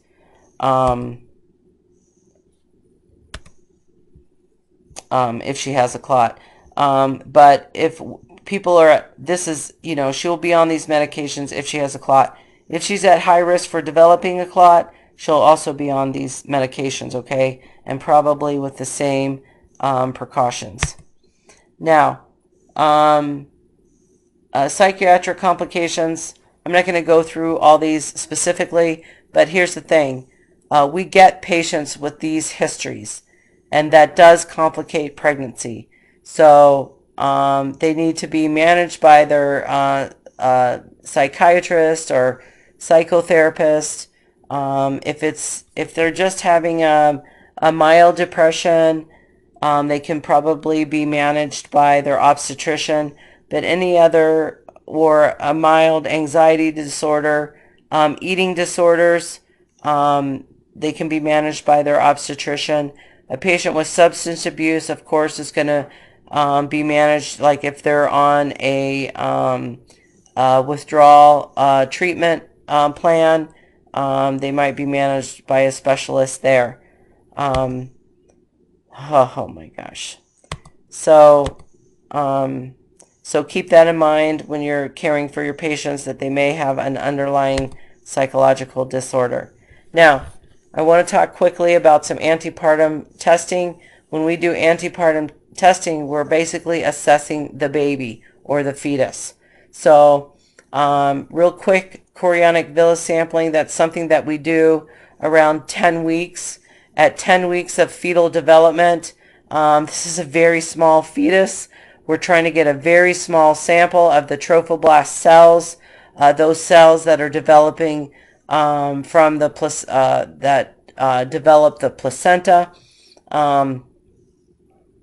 This is very small tissue that we're sampling. We're doing it under ultrasound guidance with this catheter that we're inserting, and we aspirate a sample of this chorionic villi, or these tissues that are on the outer membranes, the bag of fluids, the outer membrane of fluids, the chorionic villi. So this is a very risky procedure to do. Of course, we can cause infection, we can cause bleeding, we can cause a loss of the pregnancy, we can cause her membranes to rupture at 10 weeks. We can cause an isoimmunization if mom is Rh negative and this baby was Rh positive. We can cause a fetal limb reduction. This is a very politically correct way in saying that we may have accidentally severed the baby's leg or arm or something like that with this procedure.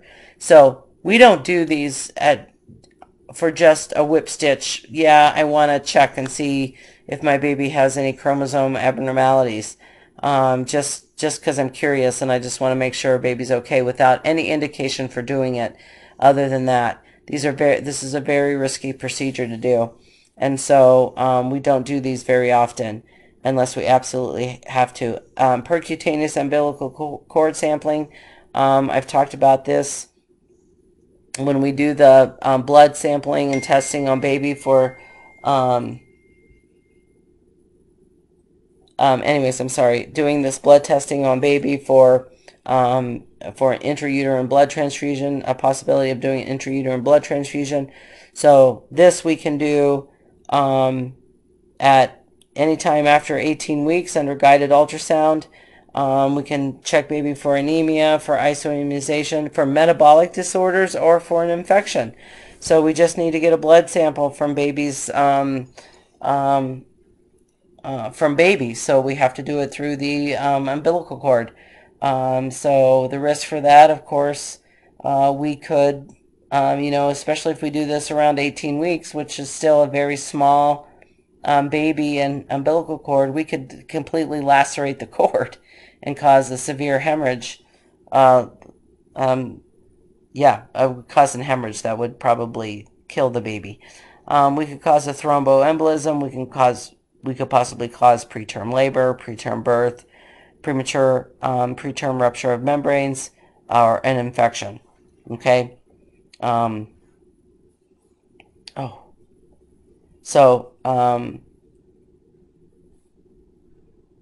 goodness. So those are only of course, done when they're absolutely necessary. Amniocentesis is really kind of a common thing that we've seen. It's removal of amniotic fluid from the uterus. We stick a needle in through the mom's abdominal wall into the uterine cavity, and we aspirate off some fluid. We would do that.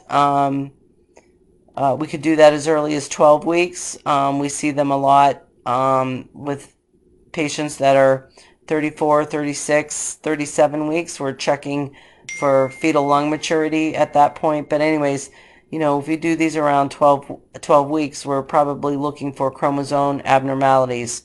If we're doing them later in pregnancy, we're probably looking for fetal lung maturity. We can also detect infection, presence of bilirubin in the amniotic fluid. So that density, amniotic fluid density. So do we have bilirubin in the amniotic fluid, which indicates baby is undergoing a hemolysis. And bilirubin is the product of red blood cell breakdown. So when we have hemolysis, we have red blood cell breakdown, and therefore we have bilirubin. So how much do we have? We can check the amniotic fluid. And we also do them for amniotic fluid reductions.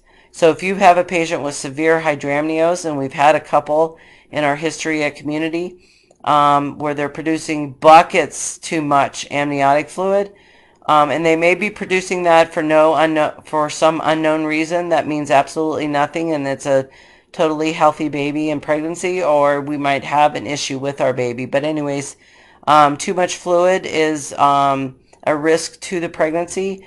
So if she's really creating buckets of amniotic fluid, we need to take fluid off there. And on this one patient in particular, this patient was super short, which did not mean that it had nothing to do with the amount of fluid she was producing, but she was so super huge, because one, she was so short, but because she had severe hydramnios. And we pulled off 2 liters of fluid a week on that woman. So that's a lot. Anyways, but that's something we can do with amniocentesis. Risks, we can rupture her membranes, we can cause preterm labor, we can cause preterm birth. Of course, it's invasive, we can cause infection. We can, this is done under guided ultrasound, but, something might happen. We might injure the baby somehow with our needle. We could cause a fetal death, and we can cause an isoimmunization if mom is Rh negative and this baby happens to be Rh positive. I'm not going to go over fetal lung maturity. You can look at that. We don't do fetal lung maturities anymore, and this is the reason why. We did fetal lung maturities back in the day because our doctors like to induce our women into labor way before they were term, and there was no regulatory anything that stopped them from doing that. The only thing that stopped them from doing that is doing these fetal lung maturities. And if the baby's lungs were mature, they delivered that baby at 34 weeks, which is not healthy, even though the lungs are mature. And this is just a test for maturity. You actually get if this test says the baby's lungs are mature and you get that baby out, you still may have respiratory issues. But you're certainly going to have cerebral issues, and they may not be, or you may have cognitive issues, and they may not be right at birth. They may not be detected till the child starts school. So anyways, we don't do these anymore because we don't allow physicians to induce labor unless the woman is term. Okay? So she's got to be 39 weeks before they induce labor or before they take the baby by C-section, a planned C-section. Unless there is an absolute maternal or fetal indication that this baby has to be delivered due to maternal, to keep the mom healthy and to keep the babe healthy. There are some conditions of pregnancy that it is safer for the baby to be born preterm than it is for the baby to continue to be in utero. So if that's the case, if there's a medical or obstetrical reason why we need this baby born, it doesn't matter if their lungs are mature or not. We need to get that baby born, and we will deal with their immature lungs at delivery. So we don't ever, hardly ever, I haven't seen fetal lung maturities done in over 10 years, okay? So anyways, that's why I'm just going to let you look through that just so you're kind of aware of the tests. But other fetal assessment or fetal well-being tests that we do is one is an amnioscopy. So that's where we use an amnioscope to actually visualize the amniotic fluid through the cervix and through the membranes. So I've never actually ever done one of these or been involved with a physician that has done one of these. I don't know how, I don't even know if we have an amnioscope in Communities OB. And I don't know that I would even know what one looked like, but here, we could do that. To visualize the presence of the presence of meconium in utero. If you remember me saying, if the baby has a bowel movement in utero, that first bowel movement is called meconium, and if baby has a bowel movement in utero, that's because baby is stressed. Well, I don't need a scope to tell me that baby has had a meconium. I don't have to wait to see the meconium. I can see on the fetal heart rate whether my baby is getting stressed. And my baby will show that to me on their fetal heart rate. And there may not even be any meconium passage at that moment. There may, but there may not be. A fetoscope is inserted via an amniocentesis to actually visualize the baby. We can visualize the baby on ultrasound, but for whatever reason, we want to visualize the baby with this scope, and we want to obtain some sort of fetal tissue or blood sample from the baby, and we don't feel that an ultrasound would be enough to see what we're doing. And then also they'll use a fetoscope if they're performing some sort of intrauterine fetal surgery. We can do ultrasounds to look at our baby. We can determine the gestational age. We can determine, well, of course, the number. What number of what? Number of babies in there. We can determine the size of the baby. We can determine if there's any abnormalities, if there's any cardiac defects, if there's any growth abnormalities. We can measure the volume of amniotic fluid to determine whether we have too much or not enough. We can look and see where our placenta is. We can do what's called a biophysical profile, and I'm going to talk about that more in a minute because we do those often. And we can do fetal Doppler studies, which are blood flow studies. How well is the baby's blood flowing through their vasculature, okay? We can do fetal kick counts. This is a very non-invasive thing, and moms can do this at home, where they will sit down and count how many times they feel a movement or a kick. And we can do these for an hour. We can do these up to 2 hours. We can, of course, do these several times a week. But we want to have so depending on your physician, they'll want to see 4 movements in an hour, or 8 movements, or 10 movements in 2 hours. And then we don't want to see less than that. If we obtain that many movements, we always want to have at least that many movements, okay? So when this woman is doing these daily or weekly kick counts, if she's starting to have less movements or less kicks, then we need to bring her in and evaluate the baby more closely. Doppler ultrasound flow studies, that's just viewing the blood flow, just like an echo for an adult. It's kind of like an echo for the baby. They can do these if the perinatologist has one of these type of pieces of equipment in their office. This can be done in the office. Now, non-stress test. I want you to be very familiar with your non-stress test. We do these often in OB. It's an evaluation of fetal well-being. It tells us about baby's oxygenation status, and it tells us if we have an intact central nervous system. We can start doing these tests anywhere between 28 and 32 weeks. The reason why we have that range is because if the baby's central nervous system is not mature enough at 28 weeks, then they cannot do this test, okay? But if the baby's central nervous system is mature enough at 28 weeks, they should be able to do this test.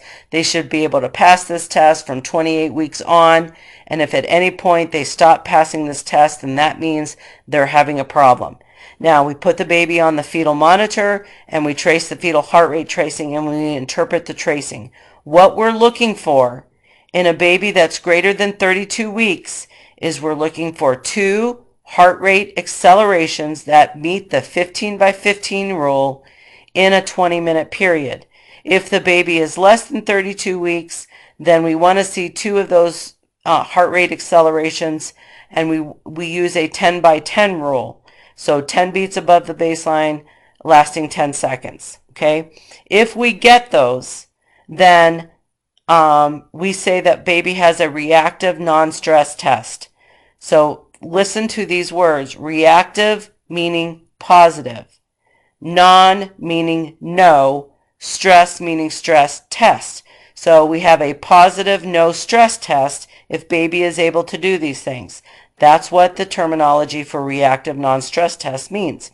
If we have a non-reactive non-stress test, and they do not meet the above criteria, the above mentioned criteria. So non-reactive means not positive or negative non-stress test. So they are having stress, basically. And then an unsatisfactory test is we have inadequate fetal activity. We're not able to interpret the test. We haven't been able to determine if we have reactivity or not. Okay? So we may have to do it for a little bit longer or do a different test to tell about fetal well-being. Now here's our biophysical profile. The biophysical profile encompasses 5 parameters. The first parameter is a non-stress test. So the next 4 parameters are achieved by doing an ultrasound. Okay? And what they're looking for is fetal breathing movements, fetal tone, and amniotic fluid volume when they do that ultrasound. Those 4 components added to the non-stress test are the 5 parameters that we look for when we do a biophysical profile. Now, they either get a score for each one of those parameters. They either get a score of 2, meaning that it's present or normal, or they get a score of 0, meaning abnormal. Now, when we add up all 5 of those parameters, if the patient gets perfect scores on all of them, in other words, they get 2 points for each, then their score on their biophysical profile is 10, and that tells us that we're very reassured about fetal well-being. But they can have a score of 8 to 10 and still have a reassuring test. Now, if they score a 6 in any one of those, if they score a 6 on their biophysical profile, then that's equivocal. That means we can't say that we are reassured and we can't say that we're non-reassured. That means we have to continue to monitor baby. Now, if we get a score of 0 to 4, that means non-reassuring baby. We need to get this baby delivered. That's what that means. Now, for each one of these parameters, again, they either get 2 points or 0. So for a non-stress test, which is one of the components of the biophysical profile, if they have a reactive non-stress test, they get 2 points. If they have a non-reactive non-stress test, they get 0 points. For fetal movements, they want to see at least for fetal breathing movements, they want to see 1 breathing movement in this 20 to 30 minute period, okay, that they're monitoring this patient, doing this ultrasound. If they see this breathing movement, they get 2 points. If they don't see it, they get 0 points. Fetal movement, they want to see 3 or more movements of the arm, leg, or whatever. If they get it, if they have it, it's 2 points. If they don't have 3 or more movements, it's 0 points. Fetal tone, they want to see 1 episode of extension and flexion. So they extend their arms and they flex them back in. They want to see 1 of those episodes of extension and flexion. they have it, 2 points. If they don't, 0 points. Amniotic fluid volume, they will check pockets of amniotic fluid. If they see a pocket that is greater than 5 centimeters, they get 2 points. If they don't, they get 0 points. Okay, so you add it up and then you get your score. Vibroacoustic stimulation, that is just a way for us to stimulate the baby to move, basically. This little device, we hold it on mom's belly, we push the button, and it kind of vibrates and makes a noise at the same time. So it's a vibrating that baby feels, and then this is sound that the baby feels. And we expect baby to jump with the sound of that. And then when we have that jump from the baby, then we have an increase in the baby's heart rate, and that's a positive sign. We can do a contraction stress test to evaluate our baby. The only reason why we do a contraction stress test is to know if baby will tolerate contractions. Therefore, will baby tolerate labor? So we don't do this on all of our babies that are going to be laboring. We just do it on the ones that we're concerned about. So if we do this contraction stress test, we have to produce 3 contractions in 10 minutes, and they have to each last 40 seconds. Okay? Now, if we don't see any late or variable decels, then that's a good sign. We call that a negative contraction stress test. That means there is no stress when the baby has a when there's a contraction. If we see a late deceleration, recurrent late decelerations, or recurrent significantly deep variable decels, we call that a positive contraction stress test. In other words, baby positively is having stress during contractions, therefore probably will not tolerate labor, so we probably should plan to go to C-section. If it's equivocal, then we can't say one way or the other whether baby will or will not tolerate labor. And if the test is unsatisfactory, we weren't able to produce enough contractions, or we had enough contractions, but we could not continually trace baby to interpret the fetal heart rate tracing. That's just an unsatisfactory test. We don't do contraction stress tests very often, but when we do a contraction stress test, we have to cause contractions. What way do we cause contractions, class? By giving the mother Pitocin. So if we give the mother Pitocin, we cause these contractions, we determine that baby has a negative contraction stress test and can tolerate labor, then we'll stop the Pitocin, or we will even continue the Pitocin and put the woman in labor, but we'll stop the Pitocin and then see if we can kick the woman into labor another way by breaking her amniotic fluid or something like that. All right, so what is this? Okay, I am going to let you go through these next slides, which there's not very many left. There's only a few left. Special conditions, please cover this section in the textbook. And if you have any questions, let me know. Thank you.